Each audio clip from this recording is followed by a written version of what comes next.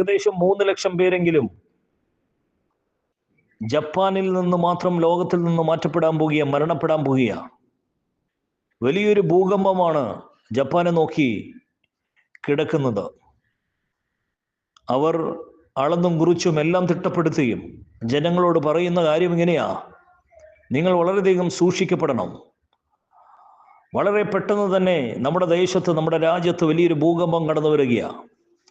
അത് മുഖാന്തരം തന്നെ വലിയ സുനാമികൾ കടന്നു വരും. 40 അടി ഉയരങ്ങളിൽ താണ്ടുന്ന തിരമാലകൾ അടിക്കുന്ന സുനാമികൾ ഈ ലോകത്തെ തേടിയെത്തുകയാണ്. അത് ജപ്പാനിൽ മാത്രമല്ല, വിവിധ കരകളിലും അത് കടന്നു വരും. ലക്ഷക്കണക്കിന് പേരെ കൊല്ലുന്ന തരത്തിൽ ഈ ഭൂകമ്പം ഈ ലോകത്തെ ഞെടുക്കി വാഴും. അതുകൊണ്ട് തന്നെ വളരെയധികം ശ്രദ്ധിക്കുക. ഇങ്ങനെ വലിയ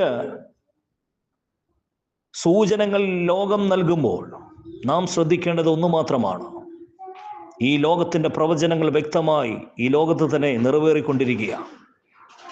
അതിനുവേണ്ട കരുതലുകൾ നാം ഓരോരുത്തരും നമ്മളെ തന്നെ ഒരുക്കപ്പെടുത്തുക. നമ്മുടെ മനസാന്നിധ്യം ഒരിക്കലും കൈവിടരുത്. ദൈവവുമായിട്ടൊരു ബന്ധമുണ്ടാകുവാൻ നമ്മളെ തന്നെ ശ്രദ്ധിക്കണം.